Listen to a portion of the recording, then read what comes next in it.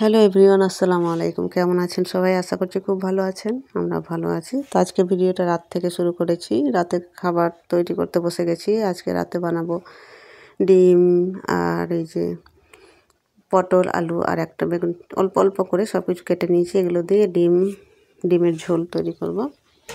তো এখানে ডিমগুলো সিদ্ধ করতে বসিয়ে দিয়েছি আর এখানে আমার সবজিও কাটা হয়ে গেছে। তো ডিম সিদ্ধ হয়ে গেছে, আমি ডিমগুলো ছাড়িয়ে নিয়েছি খোসাগুলো। এবার আমি কয়েকটা ডিম ফেটে গেছিলো, তো ভেঙে গেছে। এখানে তেল গরম করছি, ডিমগুলো ভেজে নেব। তো একবার না একবার আমাদের আমিষ করতে হয়। দিনের বেলা সবজি করা হয়েছিল, এই জন্য রাত্রেবেলা এখন ডিমের ঝোল করতে বসলাম। তো এখানে ডিমগুলোকে আমি ভালোভাবে ভেজে নেব।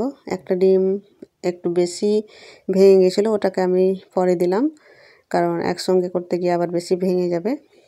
তো আমি ডিমগুলোকে ভেজে নিলাম। তারপরে এদিকে মশলাও আমার বানানো হয়ে গেছে। তো দেখেন আমার ডিম ভাজা হয়ে গেছে। এবার আমি চাপিয়ে দেবো। এখানে পেঁয়াজ কেটে দিয়ে দিয়েছি তেলে, তেজপাতা, পেঁয়াজ আর কাঁচা লঙ্কা, আর এখানে আদা রসুন বাটা আছে। তো এটাকে ভালোভাবে ভেজে নেব। তারপরে আমি আদা রসুন বাটা দিয়ে দেব।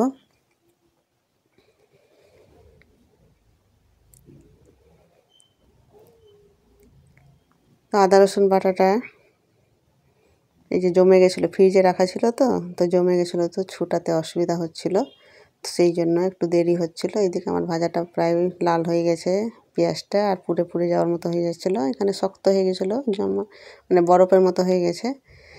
ডিপে রাখা থাকে তো ওই জন্য শক্ত হয়ে যায়। তো আদা রসুন বাটা আমি এইভাবে বেটে রেখে দিই মাঝে মধ্যে। তো এখানে আমার মশলা কষানো হয়ে গেছে আর সবজিগুলো দিয়ে দিয়েছি, এগুলো ভালোভাবে কষিয়ে নেব। এইখানে লবণ, হলুদ, জিরে গুঁড়ো দিয়েছি আর দিয়ে ভালোভাবে আমি কষিয়ে নেব। কষিয়ে তারপরে কষানো যে হয়ে যাবে জল দিয়ে দেবো। জল ফুটে গেলে তারপর ডিমগুলো ছেড়ে দেবো।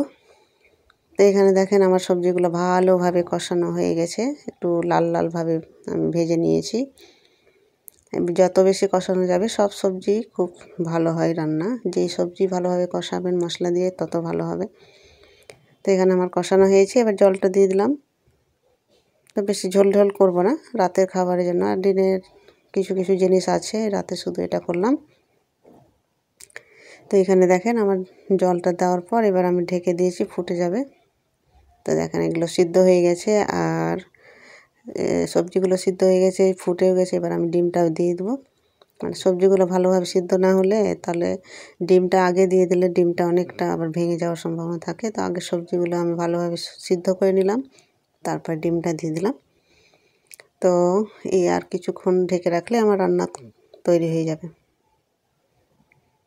তো এবার আমি ঢেকে দেবো কিছুক্ষণ, ঢেকে দিয়ে তারপরে আর কিছুক্ষণ থাকলেই আমার রান্না হয়ে যাবে।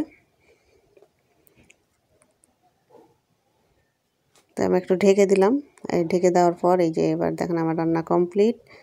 আর রাতে এখন তো ঠান্ডার সময়, একটু গরম গরম না খেলে ভালো লাগে না। এখানে ভাতও বসিয়ে দিয়েছি প্রেসার কুকারে, গরম গরম ভাত হবে আর তার সঙ্গে গরম গরম তরকারি খাওয়া হবে। তো রান্না আমার কমপ্লিট হয়ে গেলে এবার খাওয়া দাওয়া করবো। লাল টুস টুস দিদিমণি, ও আমার দিদিমণি, ওলে বাবালে, ওলে বাবালে, ওলে আমার ছনুনে, আমার ছনু দিদি ভাই, ছনু দিদি ভাই। দেখি কি দেখছো তুমি? জামা? তোমার লাল জামা দেখছো? কই কই দিদি ভাই? ওলে বাবালে, টুপিটা একটু উপরে উঠা, চোখটা ঢেকে যাচ্ছে। কেন বসে থাকবে না তুমি? তুমি বসে থাকবে না? কত বড় হয়ে গেছো, শুধু ডালাতে হবে, শুধু ডালাতে হবে তোমাকে। হ্যাঁ, শুধু ডালাতে হবে। ও আউ, আসো, কাম কাম কাম কাম কাম কাম কাম কাম কাম কাম। ও আমার কোলে চলে আসলো, ওর দিদিভাইটা আমার কোলে চলে আসলে, আমার কোলে চলে এসছে। তো লিয়ানার সঙ্গে রাতের বেলা অনেকক্ষণ খেলা করলাম, তারপরে রাতে খাওয়া দাওয়া কমপ্লিট করে দিলাম। অনেকক্ষণ খেলা হলো। তো এটা হচ্ছে তারপরের দিন সকালবেলা আমি রান্না করে দিয়েছি পেঁপের তরকারি, আর এখানে রুটি বানিয়ে নিয়েছি, গরম গরম রুটি পেঁপের তরকারি, কারণ এখনই খেয়ে স্কুলে বেরিয়ে যাবে। আর এখানে আমি দেখেন বের করে রেখেছি মাংস, ডিপে ভরা ছিল, এটা মাটন আছে। তো হয়ে গেল, কয়েকদিন আগে একটা করেছিলাম, আবার নিয়ে সেটা বের করলাম। আর এখানে দেখেন আমি রান্না করব আজকে ছোলা শাক দিয়ে কলাইয়ের ডাল, আর এই যে মাটন বের করেছি আজকে। চর্বিতে চর্বি ভর্তি, শুধু মাংসের প্রচুর চর্বি, শুধু চর্বি বেশি দিয়ে দিয়েছে। তো এখানে দেখেন আমার কলাইয়ের ডাল শাক দিয়ে রান্না হয়ে গেছে।